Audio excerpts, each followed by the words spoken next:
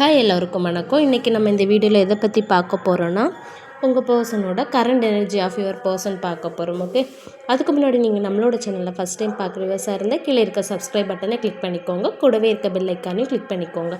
அப்போ தான் நான் போடுற வீடியோஸ் உங்களுக்கு நோட்டிஃபிகேஷன் வரும். ஓகே, யாருக்காவது டேரோ கிளாஸ் ஹீலிங் கற்றுக்கணுனாலும் பர்சனல் ரீடிங் வேணுனாலும் ஸ்க்ரீனில் தெரிய வாட்ஸ்அப் நம்பருக்கு காண்டாக்ட் பண்ணிக்கோங்க. ஓகே, வீடியோ பார்க்குறவங்க ஆப்போசிட் ஜெண்டரில் அஸ்யூம் பண்ணி எடுத்துக்கோங்க. இது ஜென்ரல் ரீடிங், எல்லாருக்கும் எல்லா இன்ஃபர்மேஷனும் மேட்சாக இருக்காது. உங்கள் லைஃபுக்கு தேவையான பாசிட்டிவ் இன்ஃபர்மேஷன் மட்டும் எடுத்துக்கோங்க.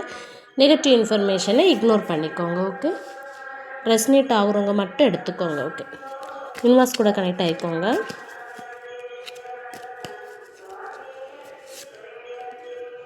த star,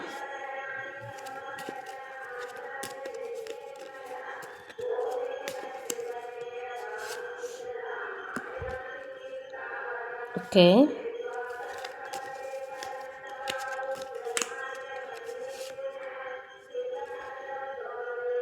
okay,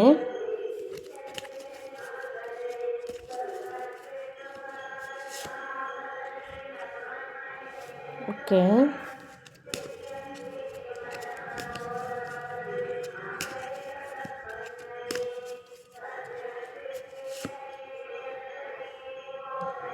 okay,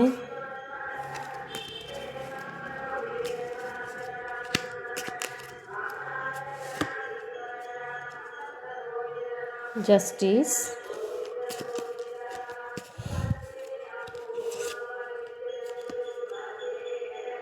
okay,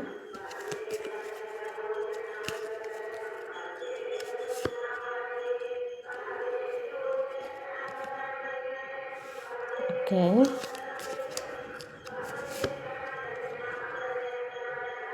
okay,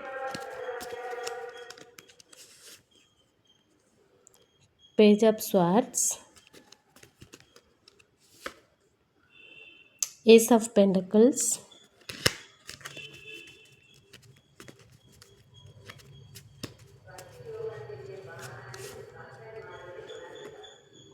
Queen of Swords,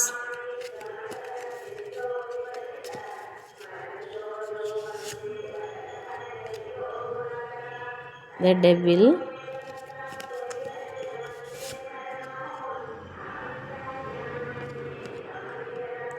okay,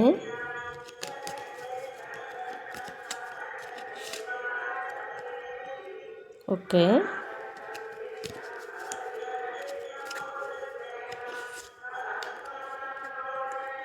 okay, Death.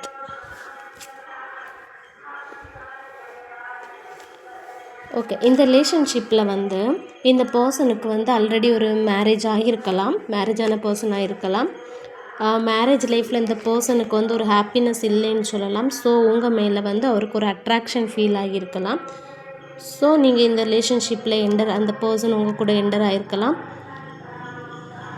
But currently இந்த பர்சன் என்ன நினைக்கிறாருன்னா அவர் அவரை பிஸியாக வச்சுருக்கணும் அப்படின்னு ட்ரை பண்ணிகிட்டு இருக்காரு. ஏன்னா 2 பேருக்குமே நிறைய டிஃப்ரென்சஸ் இருக்குது. உங்களுக்கும் இந்த பர்சனுக்கும் நிறைய டிஃப்ரென்சஸ் இருக்குது. ஸோ உங்களோடையும் இந்த பர்சனுக்கு செட் ஆகுமான்னு தெரியாது. அப்படி அவர் ஒரு கன்ஃபியூஸ் ஸ்டேஜில் இருக்கார். ஸோ மேரேஜ் லைஃப்லேயும் இந்த பர்சனுக்கு ஒரு ஹாப்பினஸ் இல்லாமல் இருந்திருக்கு. பட் உங்ககிட்ட அவர் ஒரு அட்ராக்ஷன் ஃபீல் ஆகியிருக்கு, ஒரு கனெக்ஷன் ஃபீல் ஆனதுனால உங்கள் கூட ஒரு ரிலேஷன்ஷிப்பில் என்டர் ஆகியிருந்திருக்கலாம். பட் இந்த பர்சன் மேரேஜ் லைஃப்லேயும் ஹாப்பியாக இல்லை, உங்கள் கூடயும் அதாவது கொண்டு போக தெரியலை இந்த பர்சனுக்கு. ஆல்ரெடி மேரேஜ் ஆன பர்சன்னால் ஸோ அந்த ரிலேஷன்ஷிப்பையும் விட முடியலை.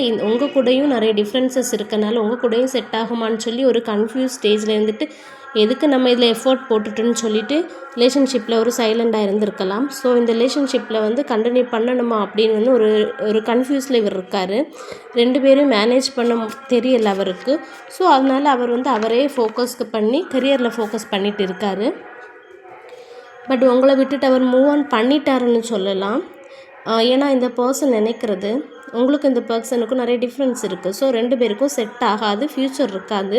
ஸோ எதுக்கு நம்ம இம்பார்ட்டன்ஸ் கொடுத்துட்டு கஷ்டப்படுத்தணும், நம்மளும் கஷ்டப்படணும், ஃபீல் பண்ணணும். ஸோ பிரேக்கப் பண்ணிவிட்டு அவர் சைலண்டாக இந்த ரிலேஷன்ஷிப்பில் ஒரு செப்பரேஷன் க்ரியேட் பண்ணிவிட்டு போயிட்டார்.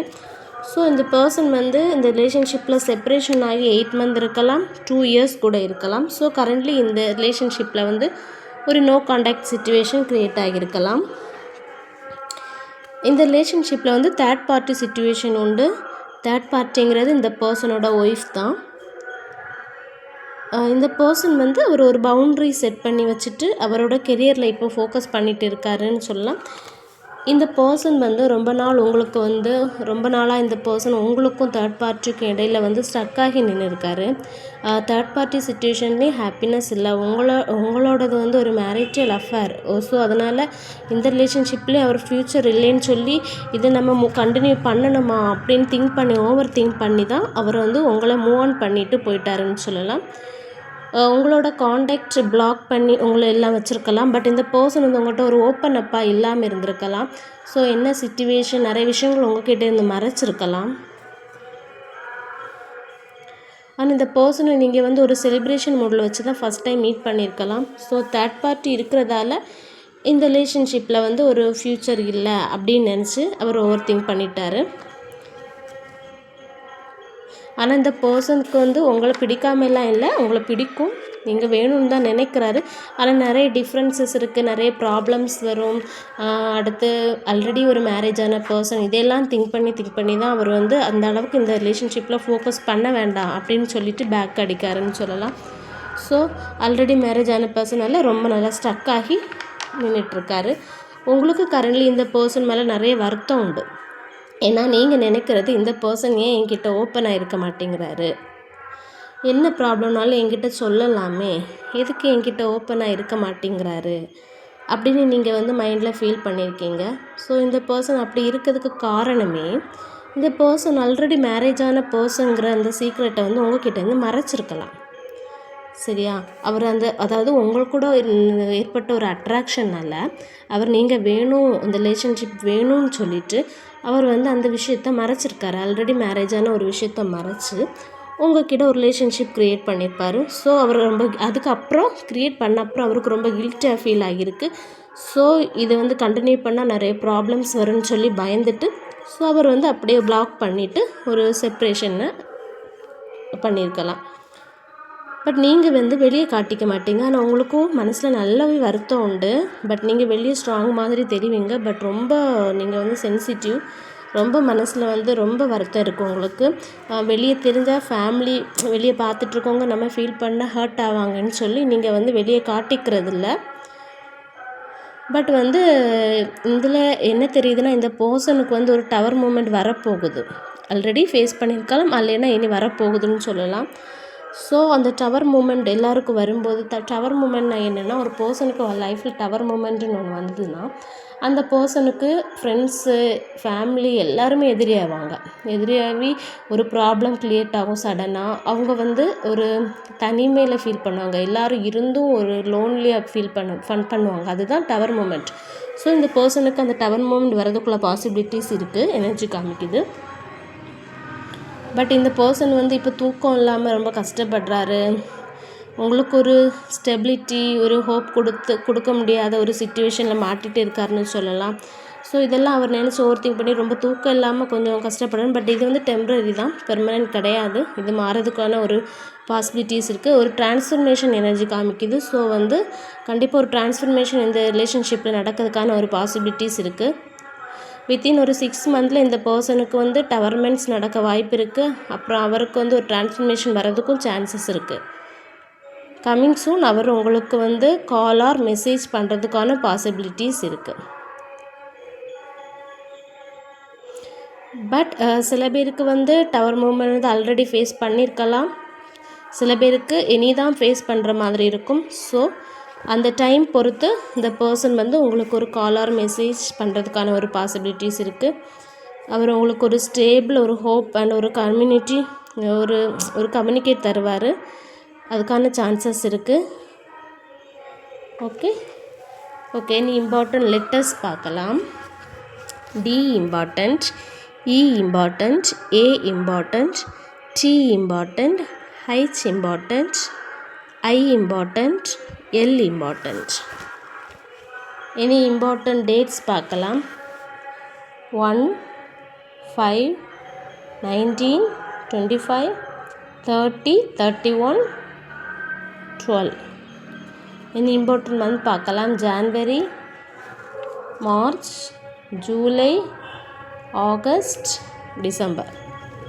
இனி இம்பார்ட்டன்ட் கலர் பார்க்கலாம்.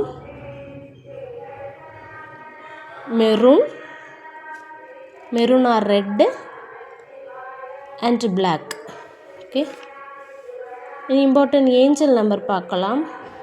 111 1212. இதெல்லாம் யார் பார்க்குறீங்களோ அவங்களுக்கு ஷுவராக இந்த வீடியோ ரெசனேட் ஆகிறதுக்கான பாசிபிலிட்டிஸ் இருக்குது. ஓகே. இனி ஒரு இன்ஃபர்மேஷன் பார்க்கலாம். இப்போ நமக்கு வந்து திடீர்னு நைட்டெல்லாம் தூக்கம் வராமல் நம்ம வந்து கஷ்டப்படுறோன்னா நம்ம வந்து ஒரு மன அழுத்தத்தில் இருக்கோன்னு அர்த்தம், ஒரு ஸ்ட்ரெஸ்ஸில் இருக்கோன்னு அர்த்தம். சரியா? அப்படி ஒரு தூக்கம் இல்லாத நம்ம ஒரு கன்ஃபியூஸ் ஸ்டேஜில் இருக்கோன்னா நம்ம ஒரு ஸ்ட்ரெஸ்ஸில் இருக்கோன்னு அர்த்தம். அப்போது அதுலேருந்து நம்ம மாறணும். நமக்கு ஒரு மன அமைதி வேணும் அப்படின்னா நம்ம என்ன பண்ணுவோம்? நம்ம அதுலேருந்து மாறணும். நமக்கு ஒரு அமைதி வேணும் அப்படின்னா நம்ம வந்து அதுலேருந்து என்ன பண்ணதுன்னு தெரியாமல் தவிச்சிட்டு இருப்போம். கடவுளை கும்பிடுவோம், யூனிவர்ஸ் கிட்ட கேட்போம். அப்போது அதுக்கு ஒரு எக்ஸாம்பிள் நான் சொல்கிறேன். இப்போ வந்து நமக்கு மன அமைதி இல்லைன்னா தான் இந்த ஸ்ட்ரெஸ் எல்லாம் வரும். இப்போ நம்ம லைஃப்பில் ஏதாவது நடந்திருக்கும், ஏதாவது நம்மளை சொல்லியிருப்பாங்க, ஒரு ஃபைட் க்ரியேட் ஆகிருக்கலாம், நம்ம லோன்லியாக ஃபீல் பண்ணியிருக்கலாம். ஸோ அப்போ நம்ம அந்த மாதிரி ஒரு சிச்சுவேஷனில் இருக்கவோ நிறைய பேர் கேட்ட கொஸ்டின்ஸ், தாட்ஸு, நம்மளை திட்டுனது, நம்ம அப்படி பேசியிருக்கக்கூடாதோ, நம்ம இப்படி பேசியிருக்கக்கூடாதோ, நம்மளே ஓவர் திங்க் பண்ணி நம்ம அந்த ஒரு ஸ்ட்ரெஸ்ஸில் இருக்கும்போது யார் அவங்க பாட்டுக்கு ஃப்ரீயாக ஏதாவது அவங்க விஷயத்தில் ஏதாவது பேசினாலும் நம்மளை தான் பேசுகிறாங்க அப்படின்னு நமக்கு தோணும். ஸோ நம்மளை பற்றி தான் பேசுகிறாங்க அப்படின்னு நமக்கு தோணும். ஸோ அந்த மாதிரி இருக்க தான் நம்ம மன அழுத்தத்துக்கு காரணம். சரியா? ஸோ நம்ம அந்த மன அழுத்தத்தை வந்து நம்ம வந்து எப்படி ரெக்கவர் பண்ணலான்னா, இப்போ வந்து ஜஸ்ட்டு நம்ம வந்து மெடிடேஷனில் மூச்சை உள்வாங்கி மூச்சை வெளியே விடுறது மூலமாக நம்ம கண்டிப்பாக இதுலேருந்து ஒரு ரெக்கவர் ஆகலாம். அது எப்படின்னா, நம்ம ஃபஸ்ட்டு இப்போ ஒரு இடத்த சூஸ் பண்ணி நம்ம வந்து ஒரு மெடிடேஷனில் உட்காந்துருக்கோம். ஃபஸ்ட்டு மெடிடேஷனில் வந்து இருக்கும்போது நமக்கு ரொம்ப மன அழுத்தத்தில் இருந்தோன்னா நம்மளால் அது பண்ண முடியாது. இப்போ ஜஸ்ட்டு காமாக உட்காந்து மூச்சை உள்வாங்கி மூச்சு வெளியே விடுறோம். அதில் மட்டுமே நம்ம தாட் இருக்கணும், வேறு எதுவும். இப்போ ஒரு 5 செகண்ட்ஸ் நல்லா போகுதுன்னா அடுத்து சில எண்ணங்கள் வரும், நம்ம அப்படி பேசியிருக்கக்கூடாதோ, நம்ம அப்படி வர்றதுனாலே நம்ம வந்து ஒரு மன அமைதியில் இல்லைன்னு அர்த்தம். ஸோ அப்படி பேசியிருக்கக்கூடாது அந்த தாட் வரும். திருப்பியும் நம்ம என்ன செய்யணும்?